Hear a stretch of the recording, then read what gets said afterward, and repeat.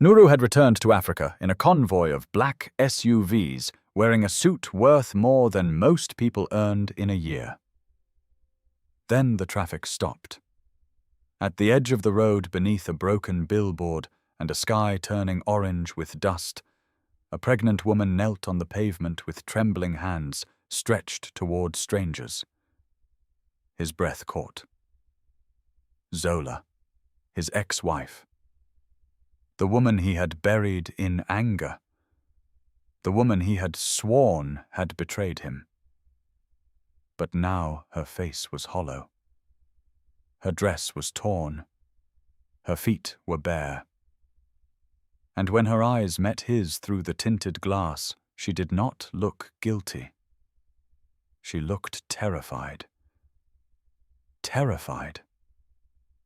As if seeing Nuru might be the worst thing that could happen to her.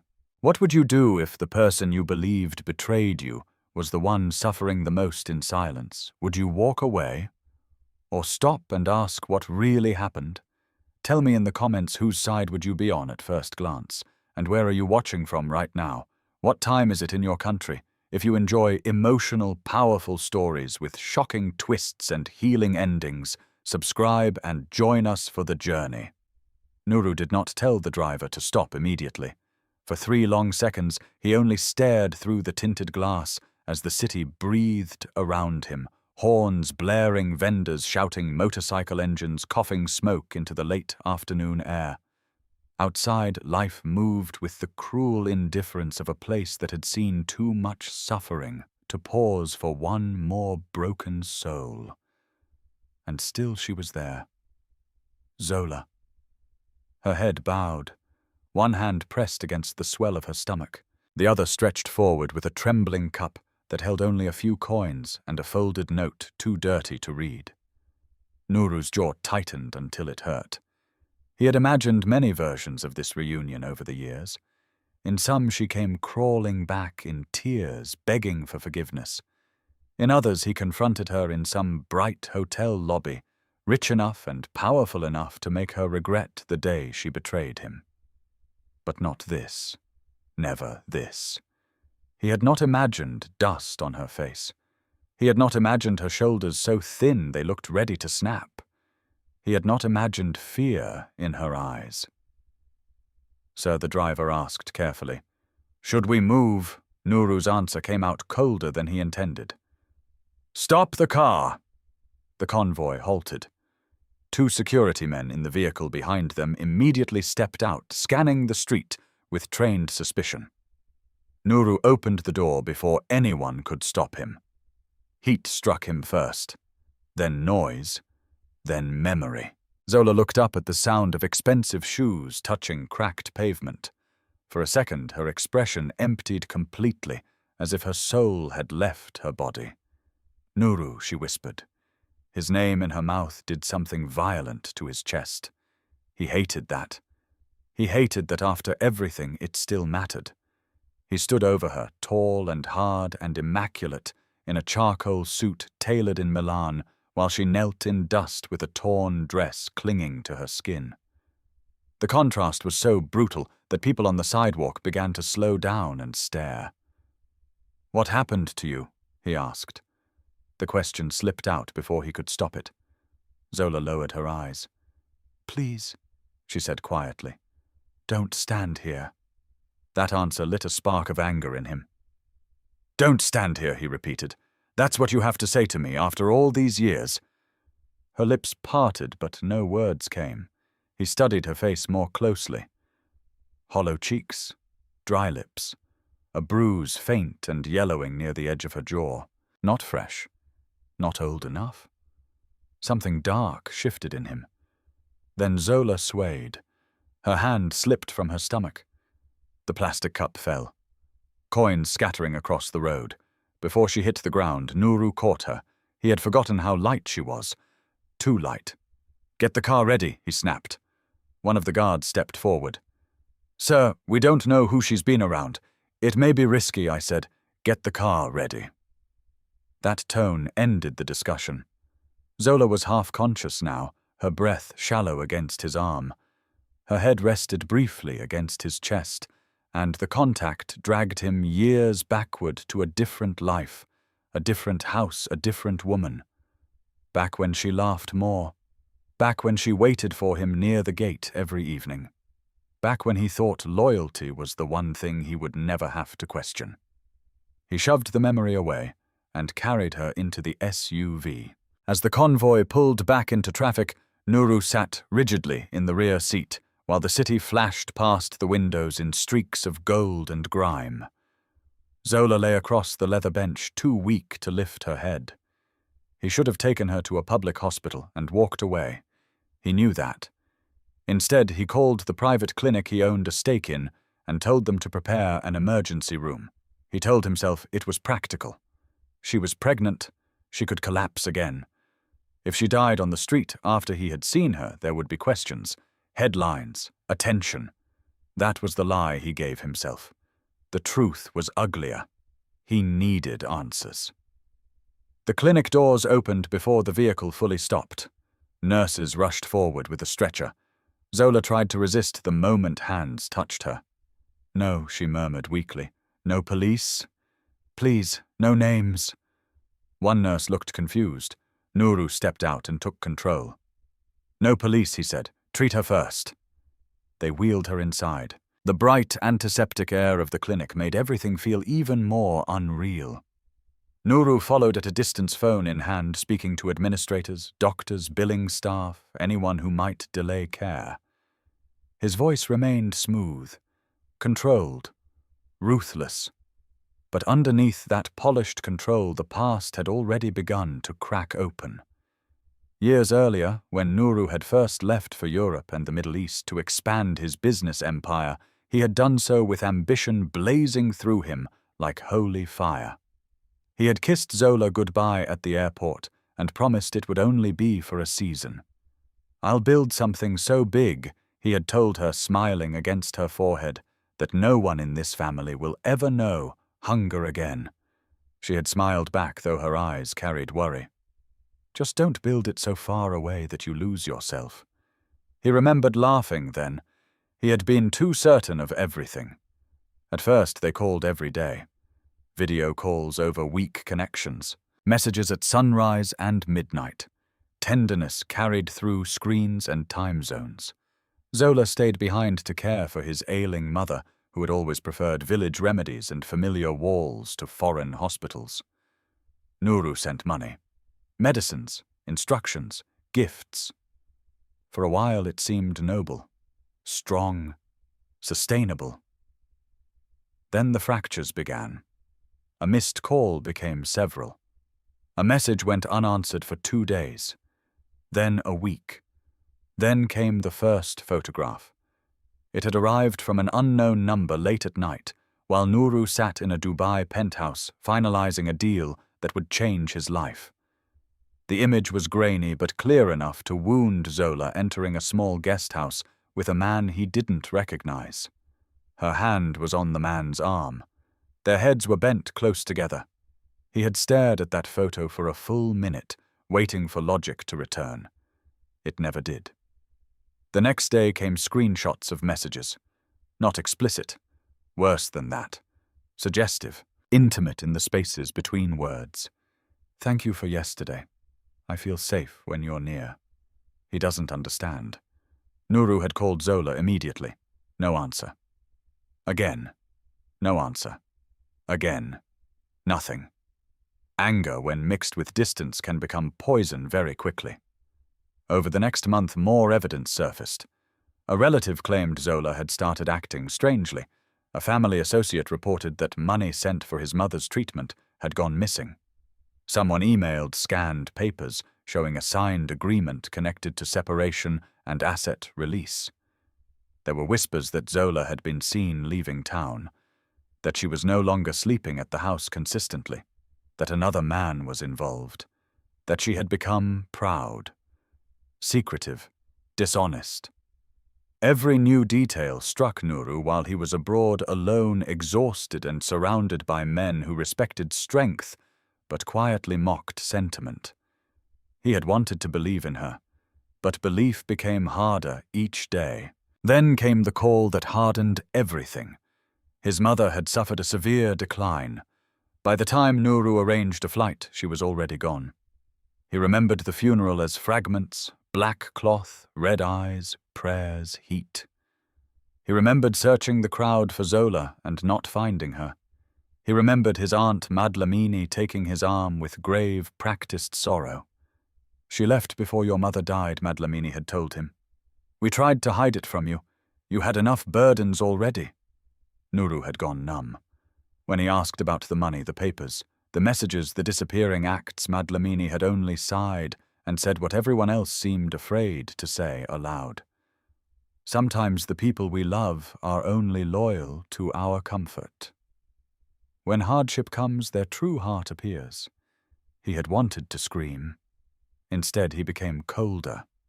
Within days, legal documents reached him. Signed, stamped, final, divorce proceedings, property release. No emotional plea, no explanation, no apology. Just a quiet severing, clinical and humiliating. Nuru signed where his lawyers told him to sign. If Zola wanted out, then she would get out. He buried himself in work after that. He became richer, sharper, more feared, more disciplined. He built hotels, logistics firms, agricultural holdings, tech investments. He appeared on magazine covers. Men called him visionary. Women called him untouchable. Rivals called him dangerous. But in the private corners of the night, one wound never fully closed. Because betrayal did not merely take love. It took dignity. It took memory. It made every tender thing feel stupid in retrospect. Now, years later, that same woman lay behind a curtain in a private clinic with an IV in her arm. And none of it made sense. A doctor approached him with a tablet in hand. Mr. Dlamini Nuru turned sharply. "She is severely dehydrated, undernourished, and under significant stress," the doctor said. "The baby is alive." Something hot and immediate moved through Nuru's chest before he crushed it. "The baby," he said carefully. "How far along?" The doctor glanced at the chart. "Second trimester. We need more tests to be precise." Nuru nodded once, too stiffly. Then, as the doctor shifted the tablet, a smaller note on the intake sheet caught his eye. "Patient repeatedly requests location confidentiality.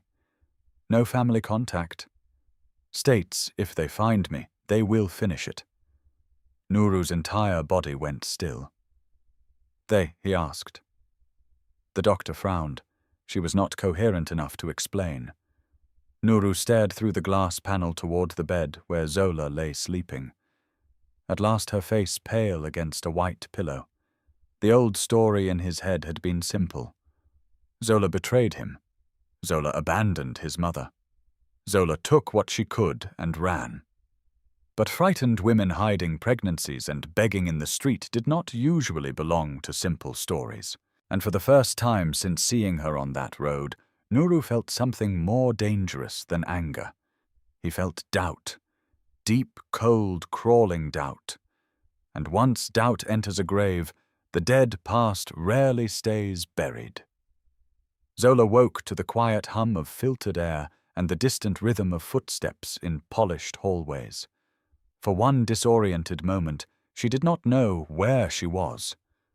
Then she saw the cream-colored walls, the metal IV stand, the soft blue curtain pulled halfway across the room, and panic slammed into her chest, so hard she nearly tore the needle from her arm. Hospital. Not the public clinic near the market, not the church shelter, not the cramped room behind the old tailor's shop where she had hidden for 2 nights last month. A private clinic. An expensive one. Her breathing turned shallow. She pushed herself upright too quickly, and pain shot through her lower back. One hand flew to her stomach. The baby shifted a faint living reminder beneath her palm. Her eyes darted toward the door, closed, but not locked. That almost made it worse, because locked doors meant prison. Unlocked doors meant they expected you to make a mistake. She swung her legs off the bed. "Don't," a voice said from the far side of the room. She froze. Nuru stood near the window, one hand in his pocket, the other holding a phone he was no longer looking at. The evening light behind him carved his body into dark, expensive lines. He looked like power itself, controlled, polished, merciless. Years had sharpened him. Or maybe suffering had. Zola swallowed hard. "You shouldn't be standing," he said. She gripped the mattress. "I have to go." No. It was not loud. It did not need to be. She looked toward the door again. "If you try to run in that condition," he said, "you won't make it past the elevator." Zola hated that he was probably right. For a few seconds, neither spoke. The silence stretched with too much history inside it. Nuru broke first. "Who are you hiding from?" His tone was flat, almost clinical. But Zola knew him too well. Under that flatness was pressure, suspicion, something dangerous. She lowered her gaze. "That doesn't concern you." A humorless smile touched his mouth. "You collapse on a roadside carrying my past like a ghost, and suddenly nothing about you concerns me." Her fingers tightened over the sheet. He stepped closer. "You begged the doctors not to call the police. You told them if they found you, they would finish it." His eyes narrowed. "Who are they?" Zola's face drained. So they had heard. Of course they had heard. She should have said nothing. She should have kept even that much inside. "I was not fully awake," she said quietly. That wasn't an answer. She looked up, then anger flickering through the fear. "And you think you deserve answers?" The question hit him. She saw it in the tightening of his jaw. Good. Let it hurt. For years she had lived with hurt that never stopped. Nuru's eyes hardened. "No, I think I deserve the truth." Zola let out a breath that trembled despite her effort to control it. "Truth," she repeated. "You buried truth years ago." He said nothing. That silence filled the room with ghosts. There had been a time when silence with Nuru meant comfort, shared breath, shared thought, shared certainty. In the first year of their marriage, she could sit beside him for an hour without a word, and it still felt like being held. Later, silence became something else. Distance, missed calls, screens that stayed dark, questions with no answers, then accusation, then exile. "I'm leaving," she said. She stood this time slower, using the side of the bed to steady herself. The room shifted around her, but she stayed upright. Nuru moved instinctively one step forward. She flinched. The movement was small, involuntary, and immediate. He stopped as if struck. For one terrible second, neither of them breathed. Then he said, quieter now, "Did someone hit you?" Zola's face closed. He had seen the bruise. Of course he had. Nuru took in the yellowing mark near her jaw, the faint discoloration near her wrist, the stiffness in the way she held herself. He had spent years telling himself she was cunning, selfish, faithless. Those injuries did not fit that version of her. Neither did the way she watched the door like prey, measuring escape routes. "Who did that?" he asked. She gave a short, bitter laugh. "Now you care." His expression darkened. "Answer me." "No." That single word snapped like dry wood. Nuru took another breath, forcing control back into his voice. "Fine. Then answer something else. Who is the father?" The room went completely still. Even the air seemed to stop. Zola's hand moved to her stomach again. Protective, reflexive. Nuru saw it. Something like shame flickered in his eyes, but it was buried beneath suspicion almost immediately. "That child matters," he said, "whether you like it or not. To you?" Her voice shook, not with weakness but rage. Now he did not rise to it. "I asked you a question, and I owe you nothing." He stared at her. She stared back. Inside, her fear and fury twisted together until she could barely separate them. She had imagined seeing Nuru again 100 times in the sleepless dark. In some versions, she screamed at him. In others, she fell to the floor and begged him to believe her. In still others, she turned and walked away before he could wound her again. But not one version had prepared her for this, him standing 3 feet away, asking questions with those cold eyes, while the truth beat beneath her own ribs like a second heart.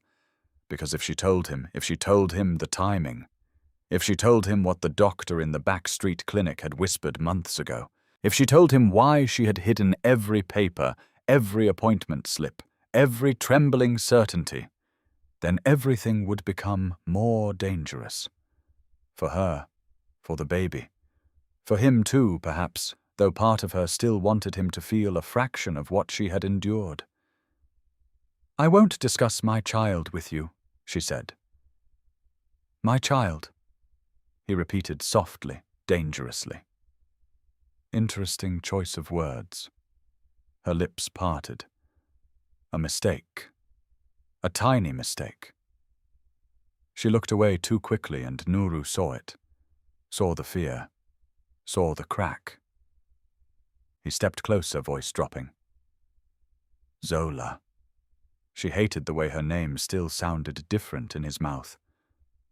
Warmer even now. "How far along are you?" She said nothing. "When did you find out?" "Nothing." "Does it line up with before I left?" Her face changed before she could stop it. There it was. Not an answer. Worse than an answer. Nuru went completely still. Years of anger, suspicion, and half-buried memory collided behind his eyes. He remembered their last night before he flew out. The storm outside. The power cut. Candlelight burning low in their bedroom. Zola wrapped in one of his shirts, laughing softly because the rain had started coming through the roof in the guest room again. He remembered holding her like the future was still one clean road. He had not thought about that night in years. Now it came back with brutal clarity. "No," he said, but he was speaking to himself now. "No, that's not possible." Zola's chin lifted. "You don't get to decide what is possible." His gaze dropped to her stomach, then rose back to her face. Confusion, shock, calculation, hope even, but so faint it looked like pain. "Why didn't you tell me?" The question exploded something inside her. She laughed once, a raw, disbelieving sound. "Tell you, yes." How her voice rose. By calling the number that suddenly stopped working, by sending messages that vanished into silence, by writing emails no one answered, by visiting a family home where the gates were shut in my face. Nuru's brows pulled together. "What are you talking about?" Now it was her turn to stare. A beat passed. 2. Then Zola saw it. Not performance, not manipulation, real confusion. That frightened her more than anger would have. "You didn't know?" she asked. "Know what?" Her breathing became unsteady. She took a step backward, then another. Too much. She had said too much. She reached toward the chair beside the bed, grabbed the worn fabric bag the nurses had left there, and clutched it to her chest. "Stop," Nuru said sharply. "What didn't I know?" She shook her head. "I need to leave." He moved toward the door before she could. Not violently, simply faster. "You are not walking out until you explain that sentence. I don't owe you explanations. You just implied someone intercepted your messages to me." I said nothing. "Zola, move." He did not. For one suspended second they stood inches apart, breathing the same air, separated by years of damage neither knew how to cross. Then a knock came at the door. Both turned. A nurse stepped in, startled by the tension. "I'm sorry. I was told to bring the patient's belongings. There was also this." She held out a small plastic evidence pouch. Inside it was a crumpled ultrasound printout. Zola's face changed instantly. "Give me that!" She moved too fast. The room tilted. Pain knifed through her abdomen, sharp enough to steal the air from her lungs. She gasped and doubled over, clutching her stomach. Nuru caught her before she hit the floor. This time she did not have the strength to pull away. The nurse rushed forward, calling for help, and as Nuru held Zola against him, his eyes lifted to the ultrasound printout, now half visible through the clear plastic. A date. A clinic seal. And in the upper corner, where the paper had been bent and nearly torn away, the beginning of a name. Not another man's, not complete enough to prove anything, but enough to make his blood run cold. Because the first letter was a capital N. By the time the doctors stabilized Zola, the sky outside the clinic had turned black. Rain tapped against the glass in soft, restless bursts. The city lights below shimmered through the wet darkness, blurred and uncertain, as if even the skyline could no longer hold its shape. Nuru stood alone in a consultation room, staring at the ultrasound printout the nurse had sealed back into a clear plastic sleeve. A capital N, only that much. The rest of the name had been bent into a hard crease and partly rubbed away, as if someone had folded the paper too many times with shaking hands. It proved nothing. It could have been a coincidence, a doctor's notation, a patient ID, a fragment of another word. But Nuru knew what had really shaken him. Not the letter, the timing, the terror in Zola's face, the sentence she had thrown at him like a blade, by calling the number that suddenly stopped working, by sending messages that vanished into silence. He had spent years telling himself she had chosen silence. Now silence itself looked staged. A soft knock sounded on the open door. His assistant Sifo stepped in. Tablet in hand, tie loosened from a long day. "You asked me to pull old records," Sifo said. Nuru turned, and Sifo hesitated. "There's something strange." Nuru hated hesitation. "Say it." Sifo set the tablet on the table and brought up archived email logs, travel records, and legal correspondence. "Your overseas number did go inactive for a period shortly after your mother's health worsened. But that's not the strange part. The strange part is that your private inbox shows several incoming messages from Zola's address during that same time." Nuru's head snapped up. "No," he said immediately. "That's impossible." "I thought so too. But they're in the server archive, not your main mailbox. They were filtered before reaching your visible inbox." His voice became dangerously quiet. "Filtered by whom?" "That's what I'm trying to determine." Sifo expanded a folder. Subject lines appeared on the screen. "Please answer. It's urgent. Your mother asked for you. I need to tell you something." Nuru's mouth went dry. For a moment he did not touch the screen, did not breathe. Then he opened the first message. It was short, plain, real. "Nuru, your mother is getting weaker. I know you are busy, but please call when you can. She asks for you in the mornings." The second came 2 days later. "I don't know why you haven't answered. Maybe you are angry that I called too many times. But please, this is not about me. She needs to hear your voice." Then another, and another, each one more strained, more frightened, more unlike the cold, indifferent woman he had carried in his head for years. Nuru sat down slowly. He remembered those days abroad with painful precision. The negotiations, the exhaustion, the fury when no one at home seemed to answer clearly, the growing certainty that Zola had become unreachable because she no longer cared. But she had written. She had written again and again. "Who had access to my communications then?" he asked. Sifo scrolled. "Officially you, your former executive secretary abroad, and anyone managing family affairs through the Home Office back here." Nuru already knew which name would surface before Sifo said it. Your Aunt Sifo finished carefully. Madlamini had authorization on several channels while you were traveling. Something inside Nuru went cold. Not explosive, not loud, colder than rage. He stood up and looked through the glass at the dim hospital corridor outside. Nurses moved in steady silence. Somewhere a machine beeped. Somewhere a child cried. Somewhere Zola lay recovering with her hand over the child she had nearly lost again. And somewhere inside the ruins of the past, a new shape was starting to emerge. Not a love story destroyed by betrayal. A trap. Saifo cleared his throat. There's more. Nuru turned back. The divorce paperwork. Saifo opened scanned files. At first glance, everything looks legitimate. Signatures, witnesses, stamps.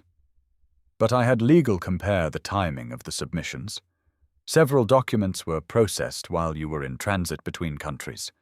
The signature blocks attributed to Zola were witnessed by people connected to the same law office. Nuru stared. Which office? Saifo gave the name. Nuru recognized it instantly.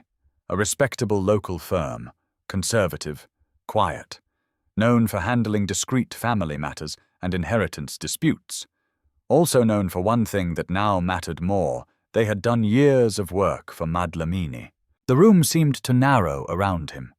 He remembered the funeral again, the heat, the mourning tents, the smell of incense and dust. Madlamini beside him in deep black fabric, pressing a handkerchief into his palm while speaking with grave tenderness.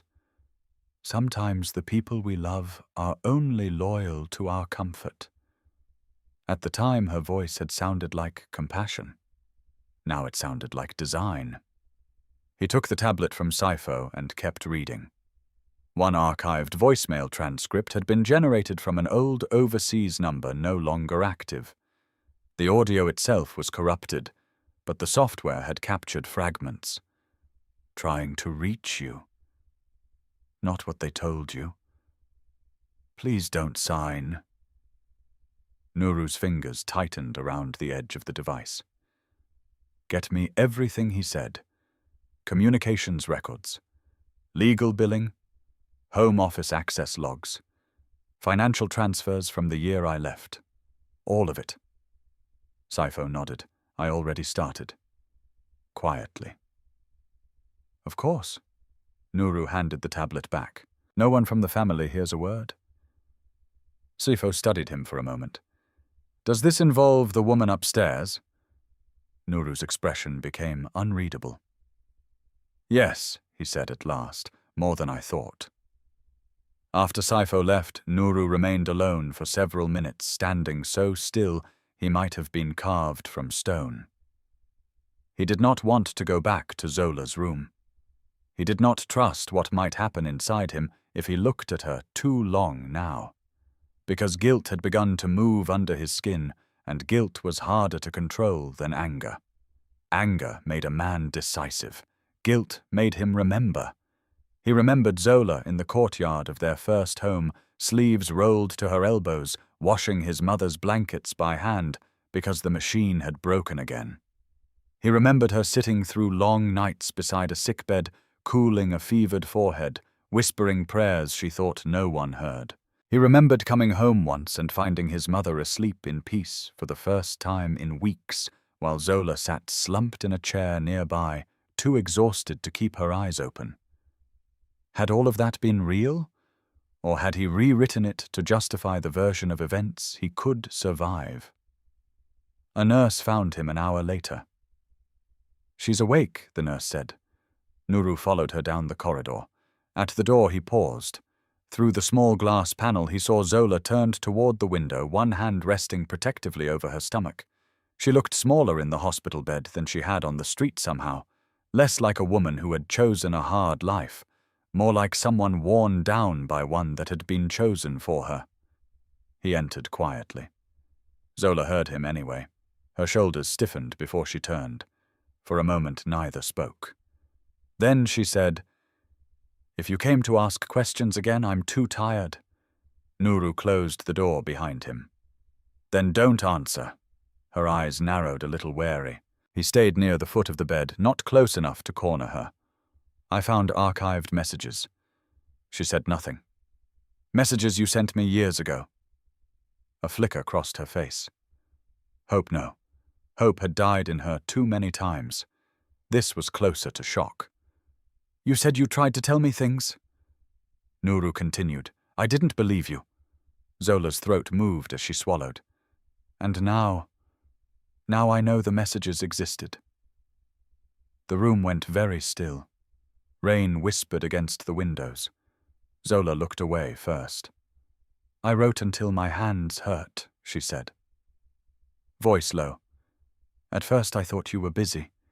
Then I thought you were angry. Then... She stopped. Then what? She laughed once without humor.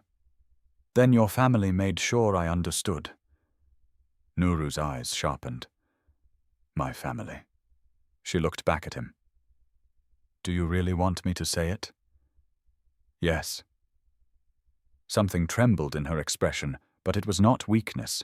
It was the strain of carrying too much too long. Madlamini never liked me, Zola said. You knew that much. He did. He had dismissed it.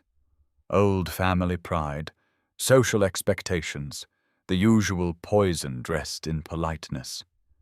She smiled in front of you. Zola continued. In private she called me temporary. She said women like me enjoyed a rich man's promises until a richer one appeared. Nuru's jaw tightened. When your mother fell ill, I stayed because there was no one else who truly would. The house staff obeyed your aunt, not me. Medicines arrived late. Bills went missing. Visitors were turned away unless she approved them. Why didn't you tell me? Zola stared at him in disbelief. I tried. That landed harder than accusation. Nuru said nothing. Her gaze dropped to the blanket over her knees. After your mother got worse, Madlamini started bringing papers. Financial papers. Property papers. She said everything needed to be organized in case... She swallowed again. In case your mother died. I refused to sign anything I didn't understand. And then the rumors began. The words came flatter now, as if she had repeated them too many times in her own head. People started looking at me differently. Staff whispered. One driver stopped meeting my eyes. A woman from church asked if it was true I had already found comfort elsewhere. Zola's fingers curled into the sheet. I did not even know what story was being told until it was already alive. Nuru took one step closer despite himself. What story? That I was unfaithful, that I was stealing from the household, that I was preparing to leave before your mother died. Each sentence hit him like a blow. I never heard that from you, he said. Because I was busy surviving it. Silence pressed between them again.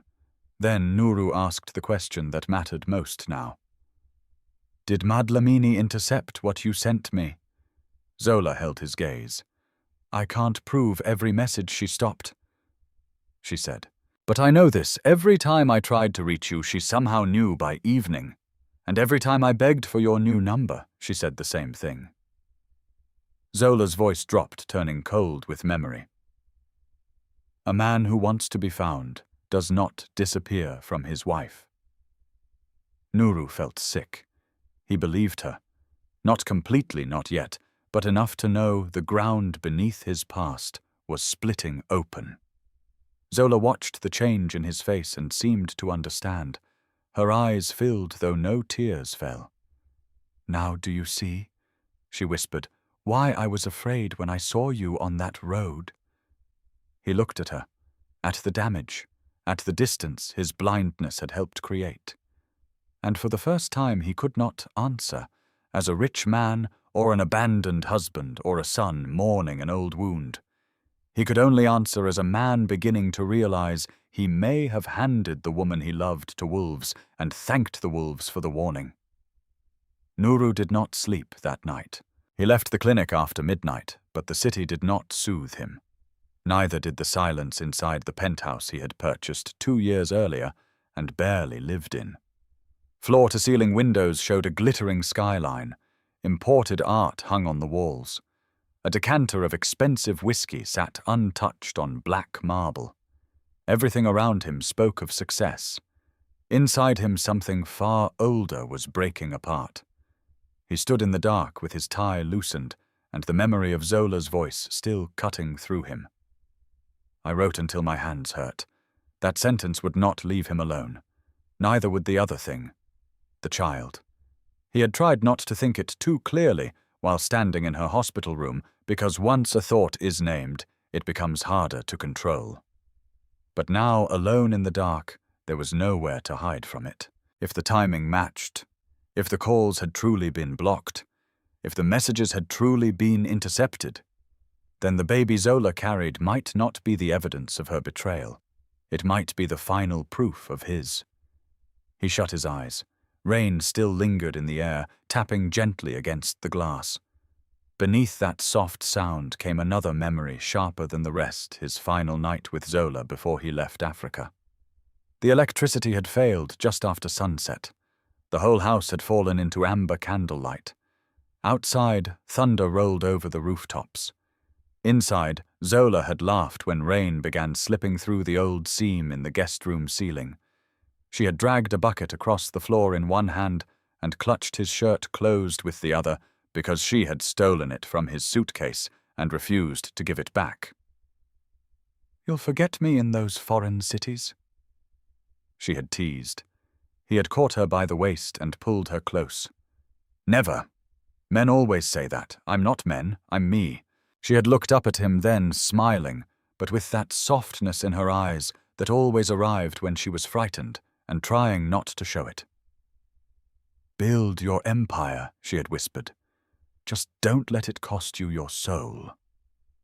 He had kissed her to stop the sadness in that sentence. Later that night, with rain drumming above them and candlelight trembling across the walls, they had held each other like people who still believed distance could be defeated by love alone. Nuru opened his eyes. He should have returned sooner. He should have flown home when the first silence felt wrong. He should have questioned the people around him instead of the woman beside him. Should have. The words were useless now. At 7 the next morning, he was back at the clinic. He found Zola sitting upright in bed, staring at a tray of untouched breakfast. Sunlight spilled across the room, but it did not warm it. She looked washed out, almost translucent, one hand curved protectively over her stomach again. She did not look surprised to see him, only guarded. "I told the doctors to bring a prenatal specialist," Nuru said. Her eyes hardened. "Without asking me. They said you've missed too many checkups." A shadow crossed her face. "That happens when you don't have money. Or safety." The rebuke landed exactly where it should. Nuru did not defend himself. He set a thick envelope on the bedside table instead. "Cash. Identification support. Temporary accommodation under another name if you need it." Zola looked at the envelope, then at him, and something bitter flickered across her mouth. "You think this is about money?" "No." "Then don't put money between every sentence like it can solve what was done." He absorbed that in silence. A doctor entered a few minutes later with a portable scan unit and a nurse. Zola stiffened immediately. "No," she said. "Not with him here." The doctor glanced awkwardly between them. Nuru was about to step out when Zola added almost under her breath, "He's already missed enough." The words were quiet, but he heard them. The doctor began the exam. Zola lay back slowly, jaw tight, as the gel touched her abdomen. The screen flickered to life in shades of black and silver. For a moment it was just shapes. Static. Movement too abstract to name. Then the doctor angled the wand. A tiny profile emerged. A curved skull. A fluttering heartbeat. Nuru forgot to breathe. The room blurred at the edges. All the sound seemed to pull away except for that rapid, steady rhythm filling the air. The baby. Real. Alive. Not a rumor, not a threat, not an idea. A life. He looked at Zola. Her eyes were on the ceiling, not the screen, as though looking too directly at Hope had become dangerous. The doctor took measurements in silence. Once finished, she wiped the gel away and studied the chart with a professional frown. "The fetus is stable for now," she said, "but the mother's stress levels are clearly affecting the pregnancy. Malnutrition, inconsistent prenatal care, and repeated physical strain are serious risks." Nuru's voice came out low. "How far along?" The doctor named the number of weeks. He went still. Because it lined up. Not vaguely, not almost. Exactly enough to make denial feel cowardly. The doctor continued, unaware of the war detonating behind his face. "Conception window would likely place it around—" "I know," he said, too quickly. The doctor paused, then nodded, and excused herself with the nurse. When they were alone again, silence flooded the room so fast it felt like impact. Nuru stared at the screen, now dark.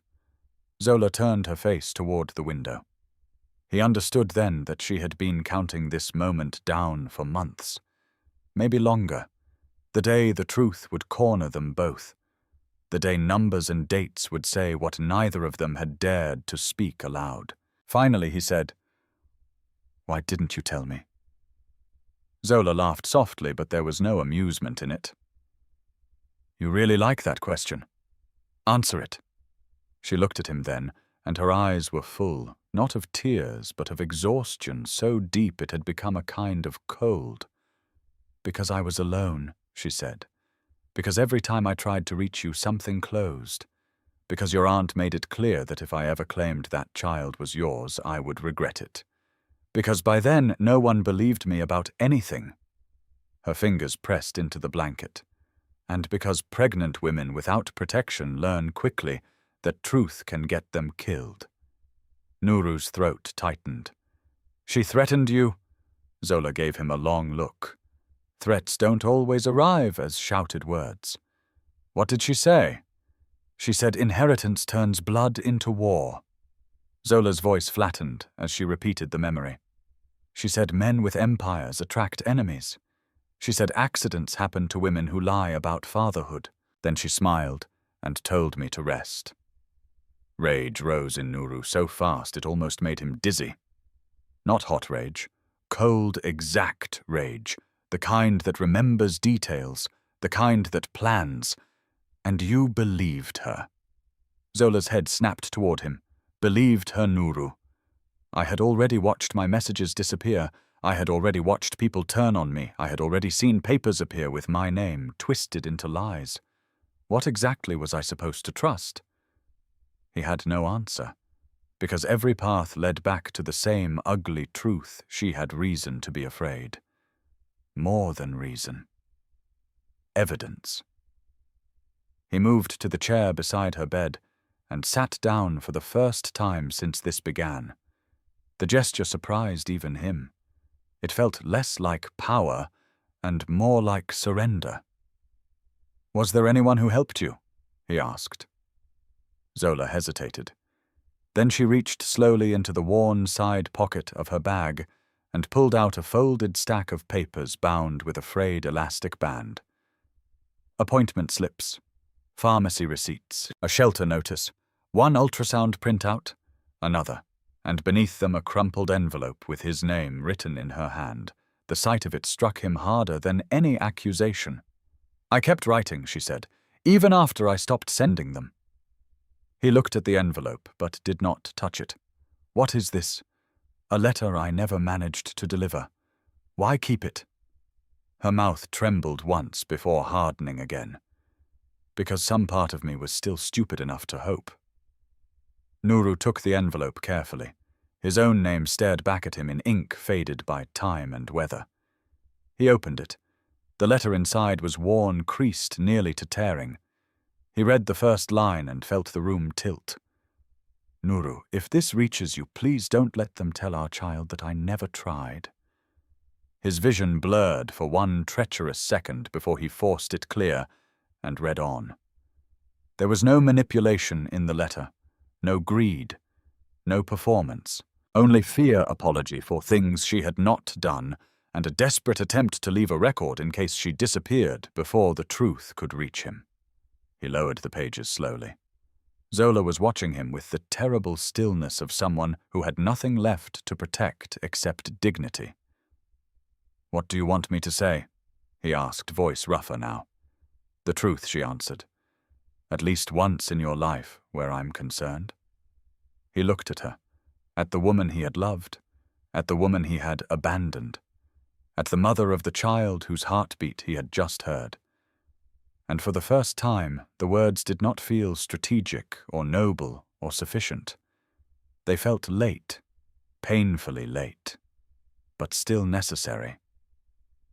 "That baby is mine," Nuru said. Zola closed her eyes. He did not know if her face tightened because the sentence relieved her or wounded her. Perhaps both. He went on, each word landing like a vow dragged through broken glass. "And if what you've said is true, if you were forced into hiding because of my family, then I will tear this entire lie apart." Zola opened her eyes again, but there was no easy trust waiting there, only caution, only the wreckage of years. "You don't get forgiveness," she said quietly, "not because you finally counted the weeks." Nuru nodded once. "I know."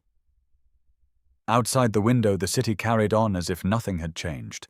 But inside that quiet room, everything had. Because now the secret had a heartbeat.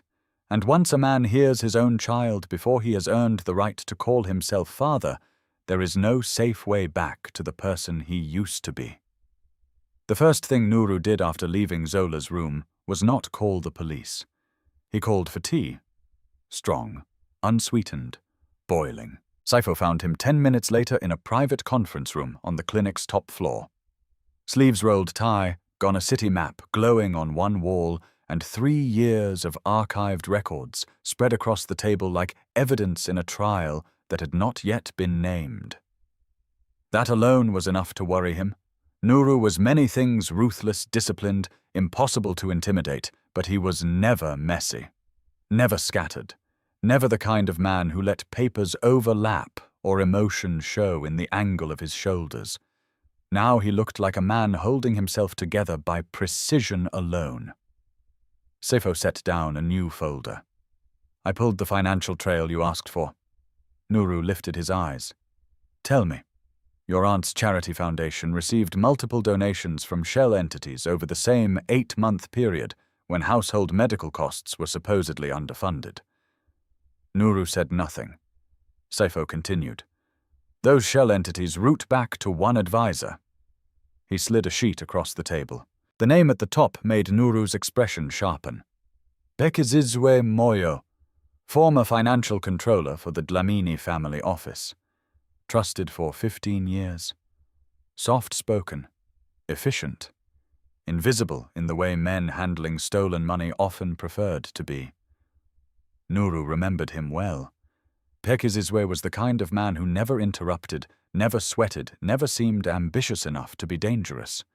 He had attended family events, overseen estate accounts, and sent condolences in perfectly worded emails when Nuru's mother died. Now the numbers on the page told a different story. Transfers, layered billing, inflated treatment invoices, ghost vendors, small amounts siphoned so consistently that only distance and trust could have hidden them. Nuru leaned back slowly. "He was stealing from my mother's care." Saifo's jaw tightened. "It appears so." For a second the room was quiet except for rainwater dripping from an exterior ledge outside. Then Nuru asked, and Zola Saifo opened another file. "It gets uglier." He laid out a sequence of dates. Household withdrawals had been logged under Zola's authorization. Medicine requests had been signed in her name. 2 transfers to a private transport company had been marked as emergency travel on her instructions. There was only one problem. The signatures varied too much. Not enough to alarm anyone skimming them. Enough to disturb anyone looking closely. "Forgery," Nuru said. "Yes." Nuru stared at the page without blinking. Years ago, that exact packet of evidence, or a version of it, had been enough to help convince him she was dishonest. That she was bleeding the household dry while playing dutiful wife. He remembered the humiliation of hearing relatives speak around him in lowered voices, the burning shame of feeling like the last man to know his own marriage was rotting. Now the entire structure looked engineered, not improvised, engineered. A knock sounded at the door. One of Nuru's security men stepped in. "Sir, the background on Kato." Nuru gestured him forward. The guard placed a thin dossier on the table. Known associate of local debt collectors. No formal convictions. Informal work as an enforcer-driver messenger. For the past year he's been seen near properties linked to Bhekizizwe Moyo. Sifo swore softly under his breath. Nuru did not. He simply opened the dossier and scanned the surveillance stills. Kato leaving a commercial office block at dusk. Kato speaking to a woman in a head wrap near a back gate. Kato standing outside a women's shelter 2 neighborhoods away from the market where Zola had been found. A final photo showed him seated at an outdoor cafe with Bhekizizwe. The date was only 6 weeks old, so the tracking had not ended years ago. It was current. Ongoing. Zola said he followed her. Nuru murmured. Sifo frowned. She told you his name, not directly, but she knew enough to fear being found. Nuru looked up. He wasn't the fantasy lover in some scandal. He was a leash. The guard shifted. "Do you want him picked up?" Nuru's answer came instantly. "No." Both men looked surprised. "Not yet," Nuru said. "If he disappears, everyone above him closes ranks. I want to see who he reports to when he gets nervous." He turned to Sifo. "Put discreet surveillance on Bhekizizwe. Phones, office drivers, side entrances, everything legal we can touch, and a full memo on anything we can't." Sifo nodded, already typing notes. Nuru then faced the guard. "And Kato. We can keep eyes on him. Do it. Quietly. No confrontation unless he gets within 100 meters of Zola." The guard left. For a while, Nuru stood over the table looking down at the pieces of his own life like they belonged to a stranger. The pattern was too clean now to ignore. Madlamini had social power. Bhekizizwe had financial access. Kato had muscle. And somewhere between them, they had built a machine that could isolate a woman. Forge a betrayal. Reroute her communications, drain household funds, and let the husband abroad believe every lie. Not just to remove Zola, to remove anyone standing between them and inheritance. The realization chilled him. This had never been about wounded family honor. It had been about control. His mother's illness had created a window. His absence had widened it. Zola's pregnancy had turned it into danger. And he, ambitious, proud, certain, had helped them without ever knowing it. By noon, he had one more file. This one came from an old domestic employee who had finally agreed to talk after Sifo offered legal protection and relocation. A housekeeper named Nomsa. Her recorded statement played through a speaker on the table. At first, her voice was hesitant, almost apologetic. Then memory loosened it. "I saw Madlamini bring papers many times. Madame Zola refused often. Then one afternoon I heard shouting from the study. Not from Madame Zola, from Madlamini. She said, 'Do not confuse a husband's absence with your right to his name.' After that, Madame Zola cried in the laundry room, but she told me not to repeat what I heard." Nuru closed his eyes briefly. The recording continued. Later, Mr. Moyo came with files. He was there when the old madam was sleeping. I remember because Madame Zola said treatment money was missing and he told her accounts were complicated. But after that, some medicines stopped coming on time. Sifo muted the speaker. No one in the room spoke. Nuru's mother had suffered. Not only from illness, from greed circling her bed while the son who could have stopped it was thousands of miles away signing contracts and congratulating himself for providing. He pressed both hands flat on the table until the tendons stood out in his wrists. Get Nomsa somewhere safe, he said. It's already arranged, Sifo replied. Nuru nodded once, then his phone vibrated. A family message thread. Madlamini. Welcome home, son. I hear you landed quietly. We must have dinner tomorrow and speak of the future. There is much to settle. He stared at the words. Even now she was writing like a queen summoning a loyal heir. He typed back after a pause. Of course. Tomorrow evening. At the estate. Sifo looked up. You're seeing her? Yes. That's risky. Nuru slipped the phone into his pocket. Good. Before leaving for the estate later that day, he went back to Zola. She was sitting in a chair now, wrapped in a clinic robe, reading nothing from an open magazine she had clearly not turned a page in. When she saw him, her body did not relax. But neither did she look away. Progress, perhaps, or just exhaustion. I need names, Nuru said. Her eyes cooled. You always arrive like a storm, and you always answer around the center of things. I learned that from your family. He let that pass. Veki Zizwe Moyo. The name changed her face immediately. Not surprise. Recognition. Fear sharpened by hatred. So Nuru pushed further. And Kato. Zola set the magazine aside with careful hands. Why? Because I know they're connected. A long beat followed. Then she exhaled slowly, as if resisting the instinct to hold everything back. Bekizizwe used to come to the house with files, she said. Always polite, always respectful. The kind of man who never says too much because he's always listening. After your mother's condition worsened, he started appearing more often. What did he want? At first, signatures. Inventory approvals, vehicle authorizations, then explanations. Why had I requested extra medicine? Why had I sent for a second opinion? Why was spending higher this month? Her mouth tightened. Questions designed to make me sound irresponsible even when I was trying to keep your mother alive. And Kato, I saw him the first time outside the church clinic after I left your family house. He never approached me directly then, just watched. Her hand moved to her stomach. Later he became bolder. The market. The bus rank near the shelter. Once he leaned close enough to say, a woman alone should stop walking like she still has a home to return to. Nuru went still. Zola saw it and added, another time he said it would be better for everyone if I disappeared before the baby complicated important matters. The room sharpened into silence.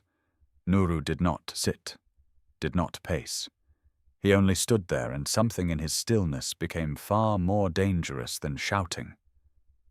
Why didn't you go to the police? He asked at last. She gave him a tired look. With what money? With which witness? Saying what? That your powerful family wished I would vanish? He hated how reasonable that sounded. She studied him for a moment. What are you going to do? Nuru met her gaze. What he wanted to say was simple, that he would destroy them, that he would break every smiling mask in public and private alike, that he would make every stolen hour of her suffering cost them double. But revenge spoken too early becomes theater. And he needed more than theater. He needed proof so complete that truth itself would become a trap. So he answered carefully.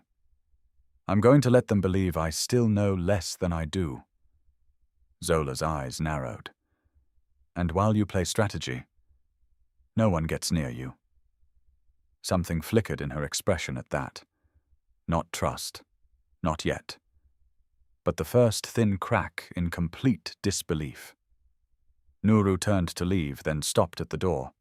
Without facing her, he said, You were right about one thing. She waited. I don't get forgiveness because I finally counted the weeks. He opened the door. But they, he added, voice colder than the metal handle in his hand, don't get to keep breathing easy because I was blind. Zola was moved before dawn. By the time the city's first call to prayer floated over rooftops and market stalls, she was no longer in Nuru's clinic under her own name. A discreet ambulance with no hospital markings carried her across the sleeping city to a private maternal recovery residence on the edge of an old diplomatic district hidden behind jacaranda trees and guarded walls. The property had once belonged to a foreign ambassador. Now it belonged through 3 layers of holding companies to Nuru. Only 4 people knew where she was. Nuru, Saifo, a senior obstetrician named Dr. Abeni, and the head of security, a former military officer who did not ask questions twice. Zola did not thank Nuru when she arrived. She sat in the back of the vehicle with both hands over her stomach, watching every turn, every gate, every unfamiliar shadow. Survival had become muscle memory. Even safety, when it finally came, felt like another trap until proven otherwise. When she was shown to a quiet upstairs room with clean linen-filtered sunlight and a balcony overlooking a walled garden, she stood at the threshold instead of stepping in. "Is this another place I'm supposed to disappear quietly?" she asked. Nuru, who had followed behind with 2 guards at a distance, dismissed the others with a glance. Once they were alone, he answered, without his usual sharpness. "No. It's a place where no one reaches you unless you allow it." She turned to look at him. There was fatigue under her eyes, but also that same wariness he had come to expect. Wariness he had earned. "You say that now," she replied. "Men with power always sound kind when they're in control of the doors." The words were clean, precise, true enough to wound. Nuru accepted the wound.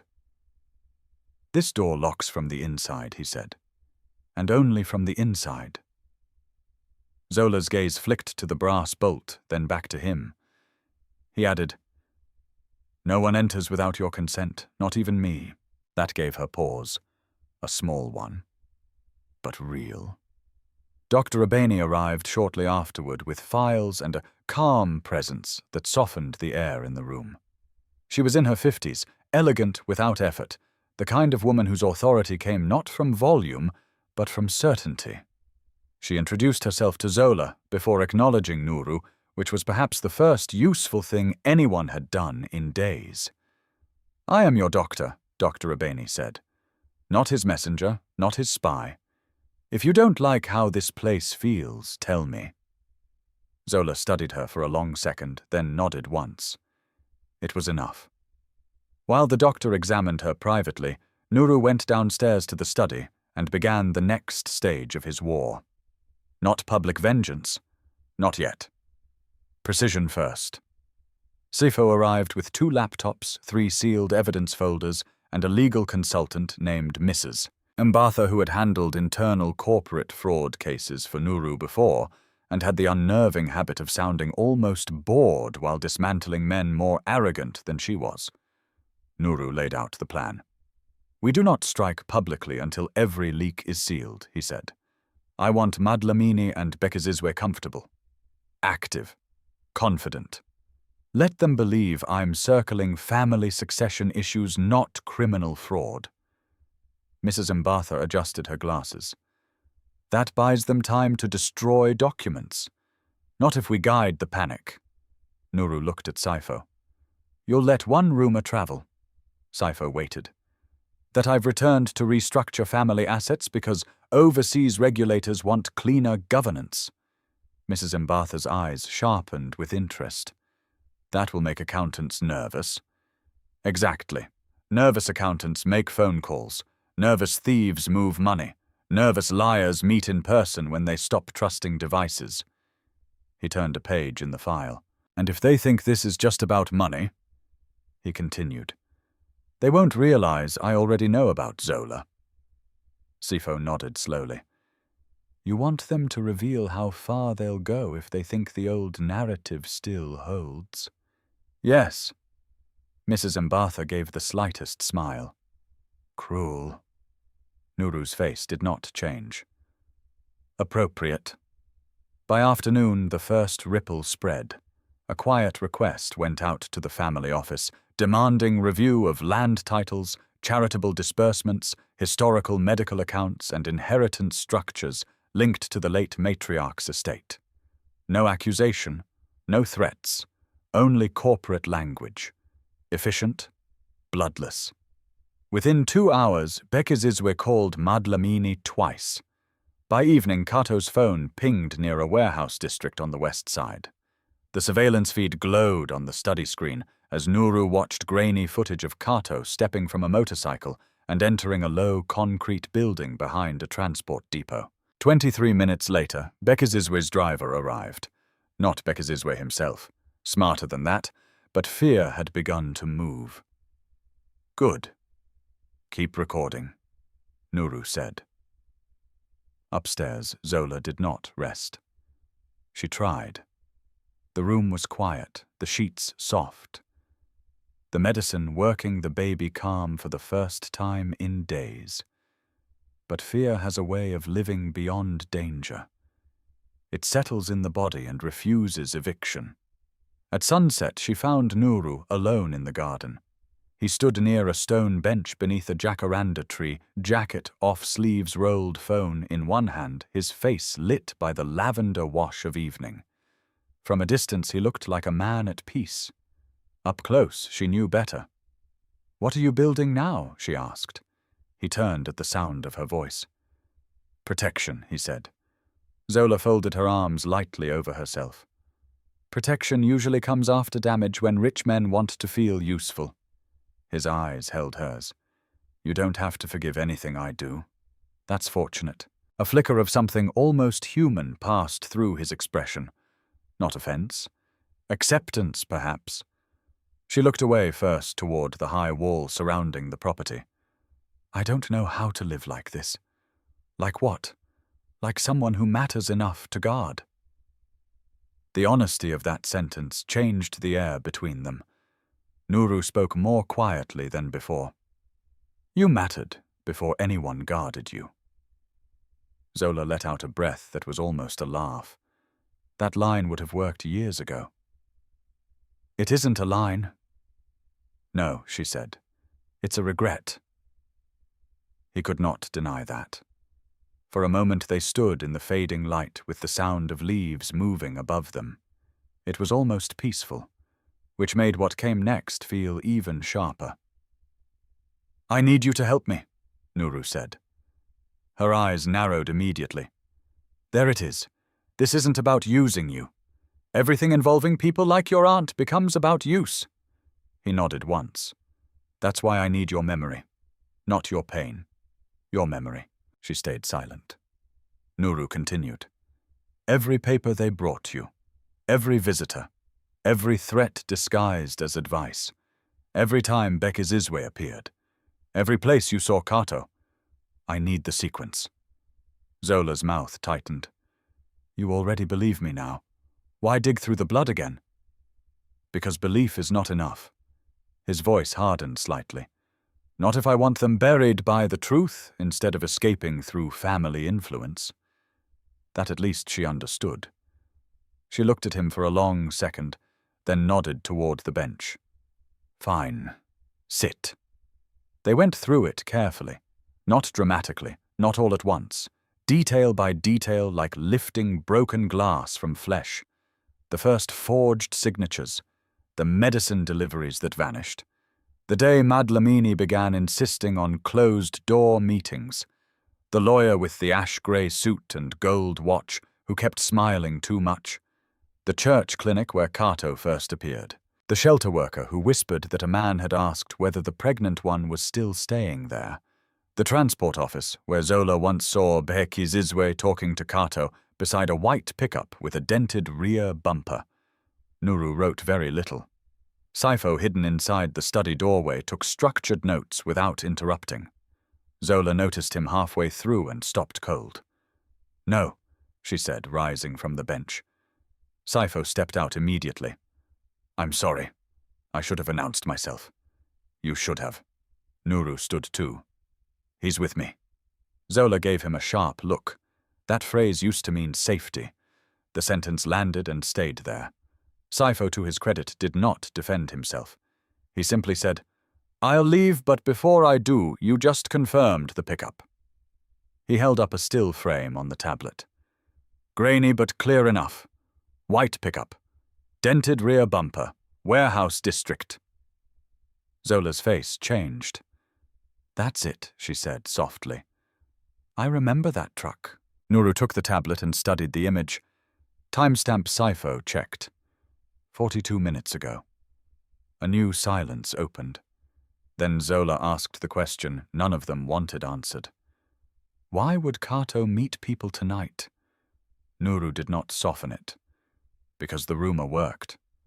Someone's frightened. Dr. Abeni appeared at the garden doors just then, drawn by the tension. Her expression sharpened as she took in Zola's posture. She should not be under this much stress, the doctor said. Zola did not move. If they're frightened, they'll come faster. Which is why Nuru said, already making decisions, we change one part of the game. He turned to Sifo. Leak a second message. Saifo lifted his chin. What message? Nuru's gaze dropped briefly to Zola, then returned to the screen. That I'm considering a private settlement with my ex-wife to avoid scandal before the estate review. Zola stared at him. You want them to think I'm talking. I want them to show whether they'll risk exposing themselves to silence you. That could bring them here. Yes. Her voice sharpened. And you're calm about that? No, Nuru said. I'm ready for it. She searched his face, perhaps looking for arrogance, perhaps looking for cruelty. What she found instead made her angrier because it was more dangerous. Conviction. Not the careless kind. The kind a man reaches only after guilt has burned through vanity and left purpose behind. You don't get to use me as bait, she said. His answer came without hesitation. Then don't be bait, she frowned. Nuru stepped closer, not enough to crowd her, only enough to make sure she heard every word. Be witness. That shifted something. A small thing. A painful thing. But real. Not prey. Not scandal. Witness. Zola's eyes flickered, then steadied. And if they come, Nuru's face became unreadable again. Then he said they stop hunting you in shadows and start walking into mine. That night, the guards doubled. The gates were sealed. Lights remained low outside the residence, leaving the perimeter darker than usual, so motion sensors would read clearer. And somewhere across the city, greed and fear began moving toward each other. Because lies can survive silence for years. But once the woman meant to vanish becomes a witness, and the man meant to stay blind. Finally opens his eyes, the hunters often forget the oldest rule of all, the trap can close both ways. The announcement went out at 11 the next morning. It was dressed as celebration. That was Nuru's first cruelty. A polished digital invitation was sent to family stakeholders, senior company partners, foundation trustees, and a curated list of local press figures who believed they were being granted access to an exclusive private reveal. The occasion, according to the message, was a formal presentation of Nuru Dlamini's next phase development vision for the family legacy in Africa. Location: the grand ballroom of the Imperial Crown Hotel, Nuru's flagship property in the city. Time 7 p.m. Dress code formal. No one reading the invitation would have guessed they were being summoned to a public execution. By afternoon, the bait had worked better than even Saifo expected. Bekizizwe made 4 calls from a disposable number. Kato's motorcycle was tracked near 2 separate commercial alleys, then later near the old church clinic where Zola had once hidden. And at 3:17 p.m. Madlamini herself called Nuru. He answered on the second ring. My son, she said warmly, too warmly. A major event so soon after your return, you should have told me first. I'm telling you now. A soft laugh. Still dramatic. Is this about succession in a way? You always did enjoy theatre. Nuru looked through the glass wall of the hotel's private control room, where downstairs staff were arranging floral centerpieces and testing microphones. "Tonight, Aunt, I prefer truth." There was a pause. A short one, almost invisible. Then Madlamini said, "Truth is rarely elegant in front of strangers." Good Nuru replied and ended the call. By 6:30, the ballroom glittered. Crystal chandeliers spilled light over polished floors. Gold-trimmed chairs faced a presentation stage backed by a giant LED screen. Waiters moved like shadows with trays of sparkling water and juice. Investors talked softly. Family members smiled with trained mouths and watchful eyes. People expected numbers, speeches, expansion plans, maybe a foundation announcement in his mother's honor. Instead, Nuru walked in carrying a folder. Not notes. Evidence. He wore black. Simple. Severe. No tie. Saifo stood to one side of the stage with a tablet. Mrs. Mbatha sat in the front row, expression unreadable, beside two external auditors and one government liaison from the Financial Crimes Unit, who had not been introduced to anyone. Madlamini arrived 6 minutes late, elegant in ivory silk, forcing the room to notice her. Bekizizwe came 3 minutes after her, smiling too carefully. Nuru noticed immediately that Kato was not inside. That meant one of two things. Either he was too frightened to come, or he had been assigned another task. Nuru's jaw tightened, but the security update in his earpiece came a second later, perimeter secure. No breach at the residence. Good, let the cowards gather here. At exactly 7, the lights dimmed. Murmurs softened. Nuru stepped onto the stage. He did not smile. "Thank you for coming," he began. His voice traveled cleanly through the room, calm enough to unsettle anyone who knew him well. "Many of you believe you are here to witness the beginning of a new chapter for my businesses, my family holdings, and the charitable legacy attached to my late mother's name." He paused. "You are." A few people nodded. Pens lifted. Phones angled subtly for notes. Nuru continued. "But no future worth building can stand on a foundation of forged records, manipulated grief, stolen funds, and lies dressed as family honor." The ballroom changed instantly. It was not loud. Not yet. But the air tightened. Eyes shifted. Madlamini did not move. Bekizizwe did. Only slightly. A tightening at the mouth. A blink too fast. Enough. The LED screen behind Nuru lit up. First slide a timeline. Dates. Financial transfers, communication blocks, legal filings, no names yet, just structure. This, Nuru said, is the architecture of a trap. The next slide appeared archived messages. Subject lines only. "Please answer. Your mother asked for you. I need to tell you something." A whisper moved through the room. Nuru let it. "These messages were sent to me years ago by a woman many of you were taught to treat as a disgrace. They never reached my visible inbox. They were filtered out through channels managed by the family office." Now he turned his head and looked directly at Madlamini. Still she held her posture. Still she played dignity. The next slide showed server records, access logs, and authorization chains. A name appeared. Madlamini Communication Authorization. The room stirred more sharply now. One trustee muttered, "What is this?" Nuru answered without looking at him. "This is the beginning." Next came the financial records. Medical allocations made during his mother's illness. Household reimbursements. Charity transfers. Shell entities. Then the highlighted routing trail. Controlled through advisory structures linked to Bekizizwe Moyo. Now the murmuring broke wider. Several heads turned toward Bekizizwe, whose face had gone pale under the ballroom lights. He rose halfway from his seat. "This is outrageous. These are internal working summaries taken out of context." "Sit down," Nuru said. It was not shouted. But Bekizizwe sat. The screen changed again.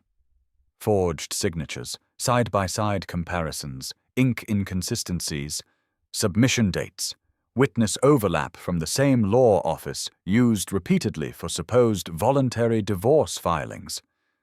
Mrs. Mbatha stood then speaking from the floor with the clipped authority of someone who had prepared every word.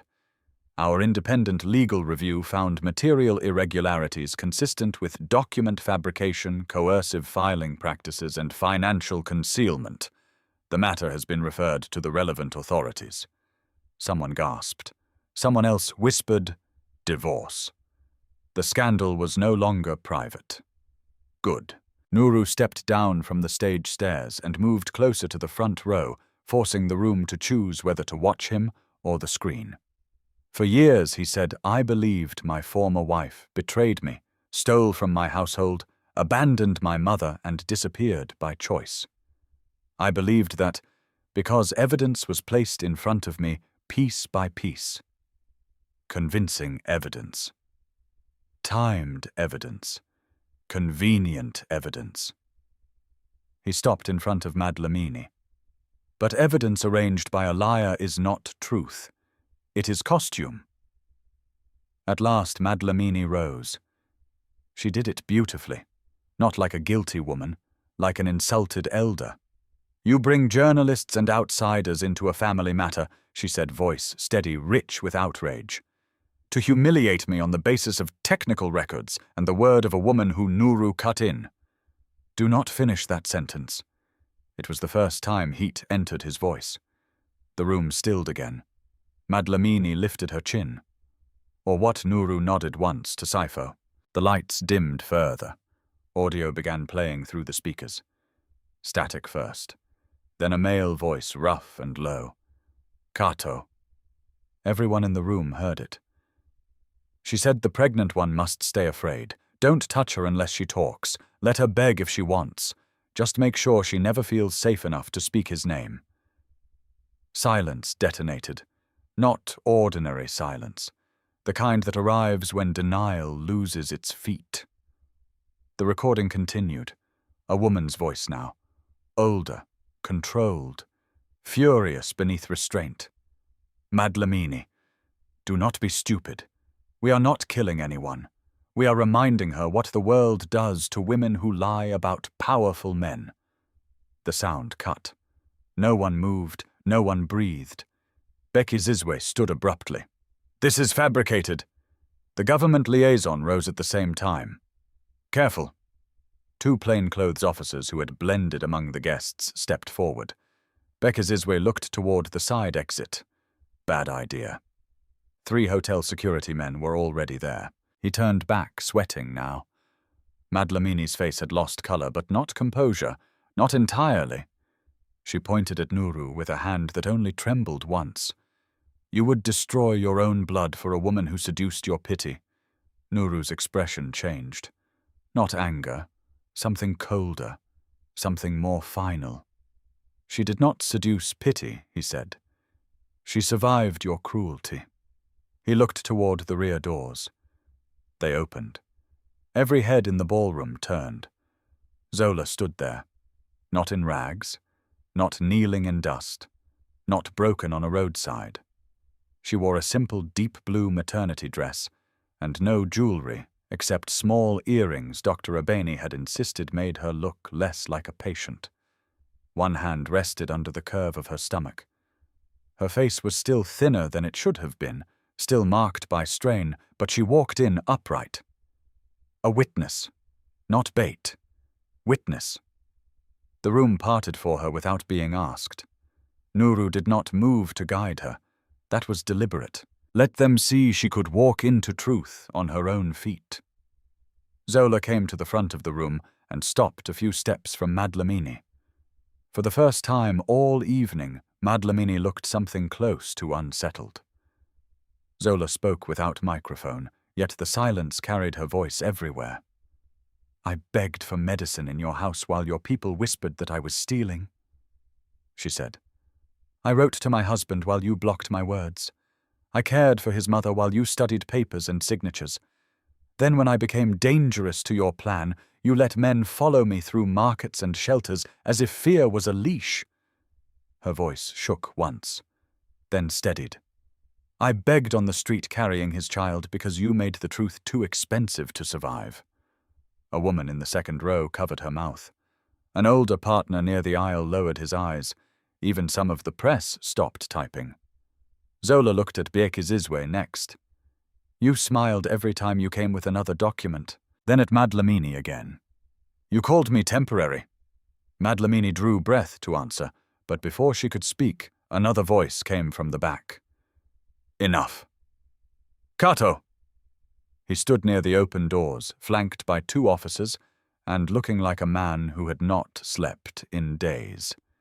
His shirt was wrinkled, his eyes were bloodshot. He held a phone in one hand. Everyone stared. Kato swallowed hard. "I sent the recording," he said. "Not because I'm good, I'm not, but I'm done carrying this." He looked at Nuru, then at the officers, then back to Madlamini with naked fear. She gave the instructions. Moyo paid. I followed the woman, yes. I scared her, yes. But it started with them. Bekizizwe lunged verbally before physically. Liar Kato flinched. "You paid cash through drivers. You said if she reached Nuru with that pregnancy story, inheritance would become war." There it was. The core. The motive stripped bare. Inheritance. Blood. Control. Greed dressed as respectability. The ballroom erupted, then voices, questions, gasps, camera, shutters, angry demands. Officers moved, one toward Bekizizwe, another toward Kato. The government liaison spoke sharply into a phone, and through it all, Nuru looked only at Zola. Not because the room no longer mattered, but because the room finally understood what he had failed to see when it mattered most. She had told the truth in hunger, in fear, in silence. And now, before all the witnesses' power had once seduced truth, stood taller than wealth. Madlamini's composure cracked at last.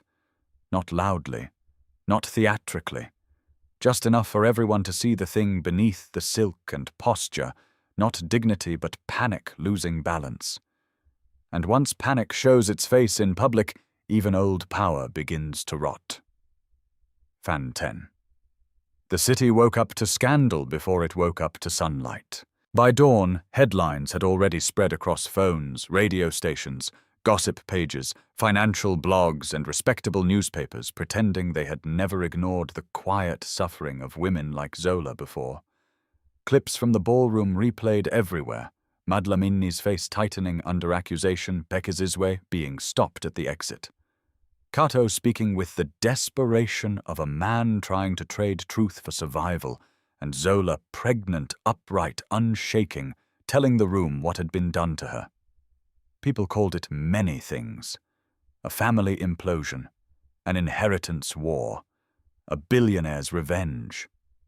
But the people who looked closer saw what it really was, a woman who had been buried under lies walking back into daylight.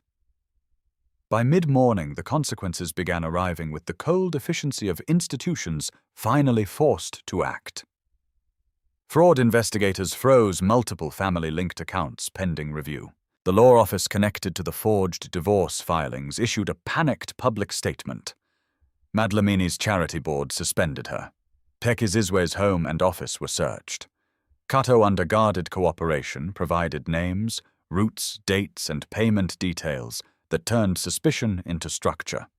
For years, greed had worn perfume and expensive fabric. Now it wore handcuffs as press questions and failing legal defenses. Nuru should have felt triumph. Some part of him did. But triumph was thin beside the heavier thing sitting inside his chest. The knowledge that justice, even when it comes, does not return stolen years. It does not erase fear from a woman's body. It does not undo a child growing in uncertainty. It does not silence the memory of a road, a torn dress, a shaking hand stretched toward strangers. So instead of going to the press conference his board had arranged, Nuru went to the recovery residence. He found Zola in the upstairs sitting room with the curtains half open, morning light warming the edge of her face. A cup of tea rested untouched beside her. The television was off, but her phone lay face down on the table, as if she had already seen enough of the world talking about her. She looked up when he entered. For once he had no strategy prepared. Only truth. "The accounts are frozen," he said. "Investigators moved faster than expected. Madlamini's counsel requested private negotiation. I refused." Zola gave a small nod. "Good.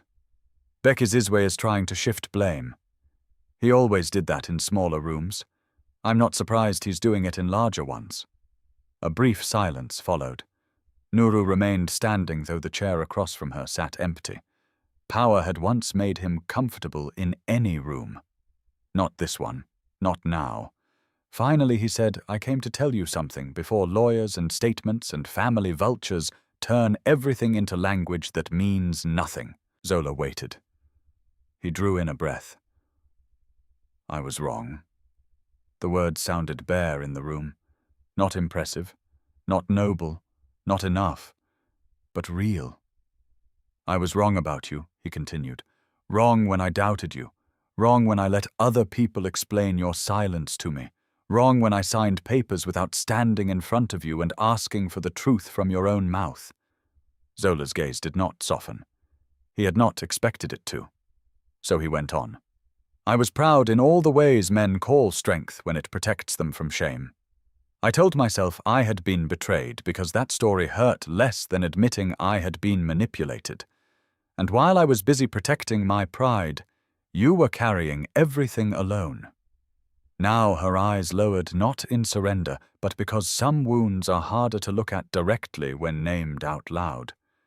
Nuru's voice roughened despite his effort to keep it steady. "There is no version of apology that repairs all of that. I know that." She looked back up. "Then why say it? Because you deserved to hear it before you heard anything else." That landed somewhere deep. He saw it. Not forgiveness, but impact. He took the chair opposite her at last, slowly, carefully, like approaching something sacred that had every right to reject him. "I am not asking you to come back to me," he said. "Not as a wife. Not as comfort. Not as proof that I'm not the man I was." Zola studied him, perhaps searching for the hidden angle. There was none. "I'm asking for the chance," he said, "to take responsibility for what is mine.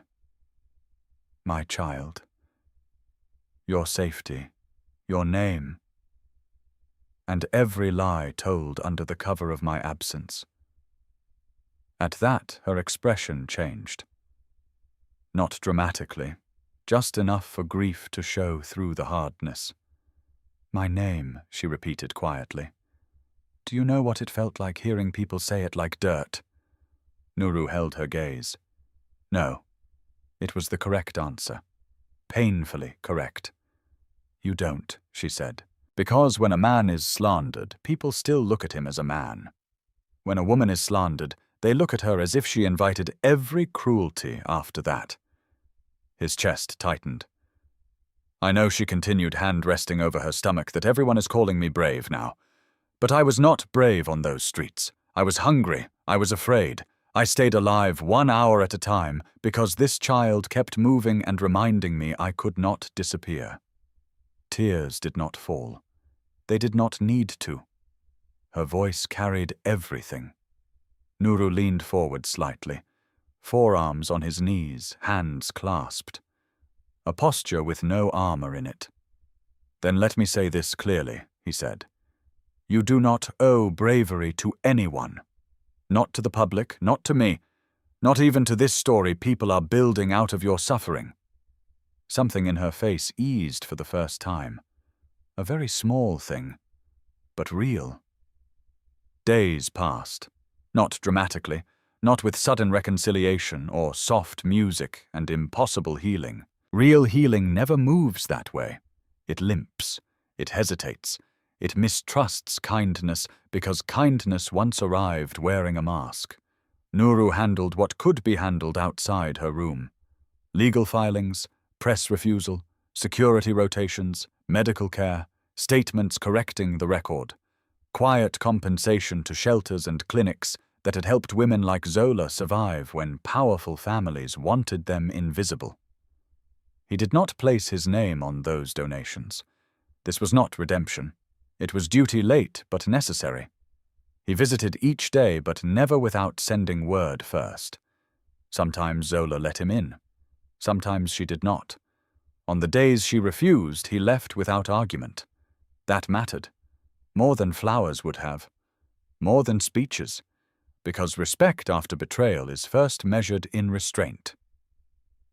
In the second week, Dr. Abeni called him during a board meeting. "It's time," she said.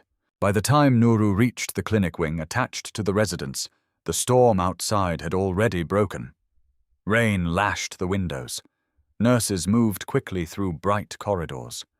Somewhere behind a door, Zola cried out, not weakly, not delicately, but with the raw force of a body dragging life through pain.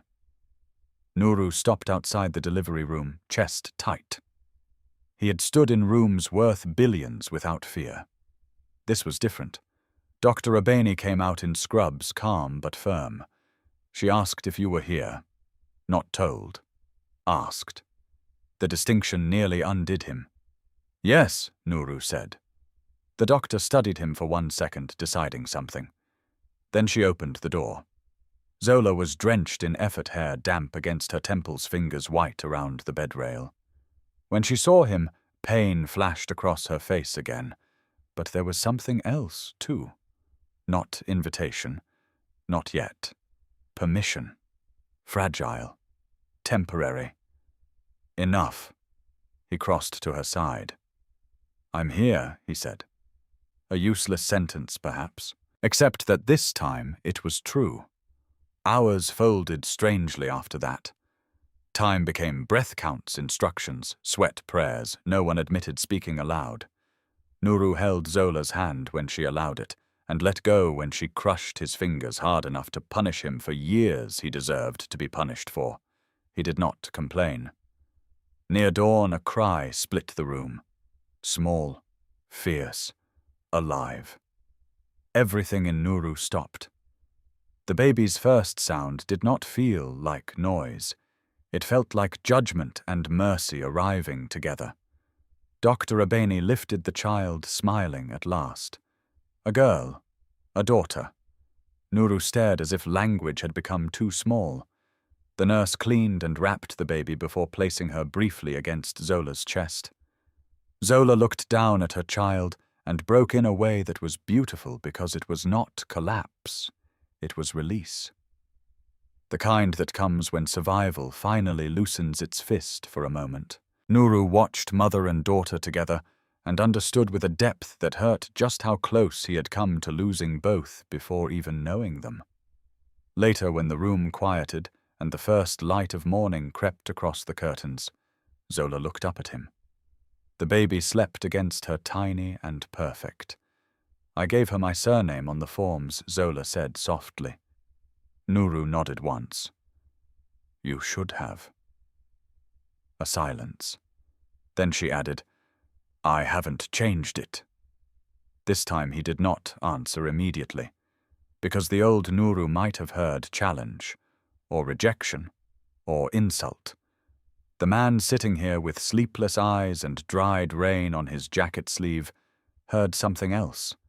A test that was fair. A boundary that was earned. A truth. "When you believe I deserve otherwise," he said, "you'll decide. Not me." Zola looked at him for a long second. Then, very gently, she shifted the baby and held her out.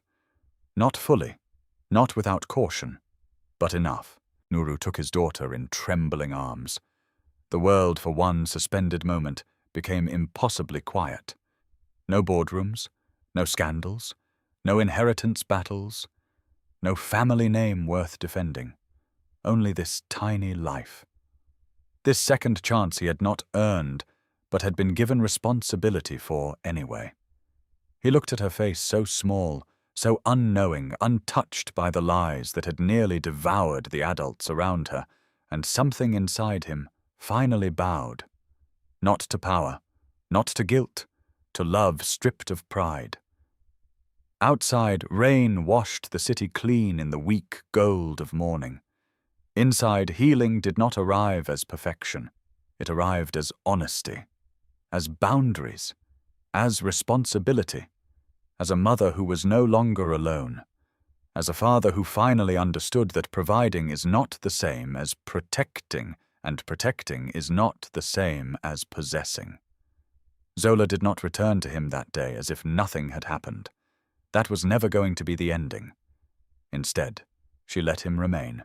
And for two people broken first by lies and then by truth, that was more sacred than easy romance. It was a beginning built correctly. At last. Some wounds are not created by enemies, but by the silence of people who should have asked one more question before judging. Nuru learned that money can build empires, but it cannot rebuild the years lost to pride, distance, and misplaced trust. Zola learned that surviving cruelty is already a form of strength, even when it does not look graceful, heroic, or loud. And their story reminds us of something many people forget. Truth may be delayed, buried, mocked, and twisted, but if it is real, it carries a quiet power that does not die. In the end, justice was not only about exposing evil. It was about restoring dignity to the person who had been forced to suffer in silence. It was about a man finally understanding that love is not proven by power, but by presence, responsibility, humility, and the courage to admit I was wrong. Sometimes healing does not come by going back to who we used to be. Sometimes it comes by becoming better than we were before. And sometimes the greatest miracle is not revenge. It is being given one more chance to choose truth, protect what matters, and love with clean hands. If this story touched your heart, tell me in the comments what lesson stayed with you the most. And do you think Zola was right to be careful, even after Nuru changed? If you enjoy emotional, meaningful stories about truth, justice, and healing, subscribe to the channel and stay with us for more journeys like this.